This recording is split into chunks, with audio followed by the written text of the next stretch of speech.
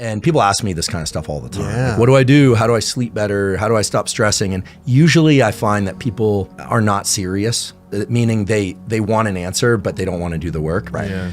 So I was like, look, it's really simple. Can you not eat until 2 p.m.? I was like, yeah.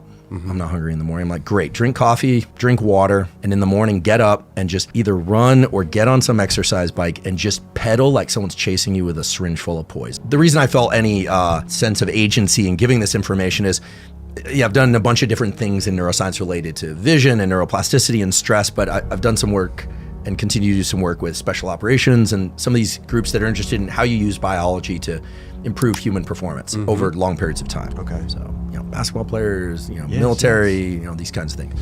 And so there's a pretty straightforward formula where when you've been asleep all night, your fuel reserves, like you've got fuel in your fat, you guys don't have any of that, but you got fuel in your fat, you've got fuel in your muscles that can be burned, and you've got fuel in your liver. It's called glycogen. And when you wake up early, all of that is as low as it's going to be because you haven't been eating anything. Got you. And so if you exercise then, your body starts dropping into your body fat stores quicker. So what I was trying to give Mike was a tool that would allow him to see some results really quick. So I said, look, do it fasted and then continue to hydrate and then eat your first meal in the afternoon.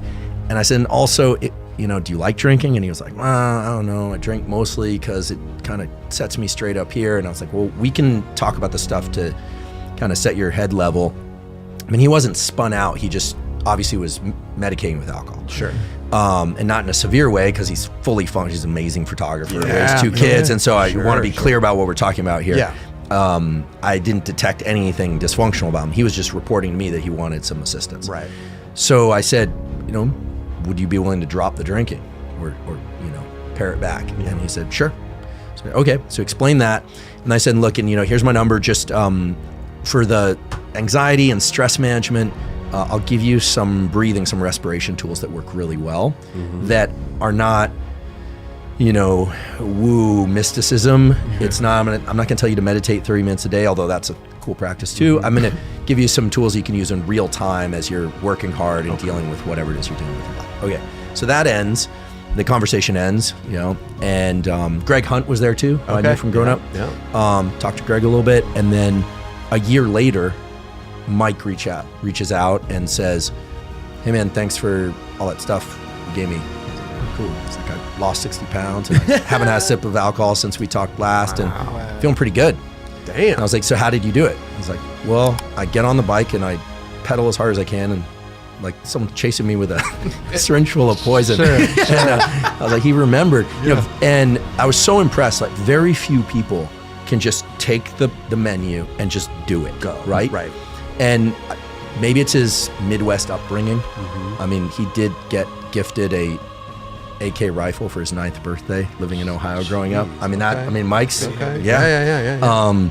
But some people also, I feel like, reach that point in their life where they're like, it's time. This is whether it's smoking or drinking, like you can't quit smoking unless you're mentally prepared to, right? It's like there's that switch. Look, I always say the beauty of being young is that neuroplasticity, your nervous system's ability to change in response to experience, to learn things, is at its absolute peak.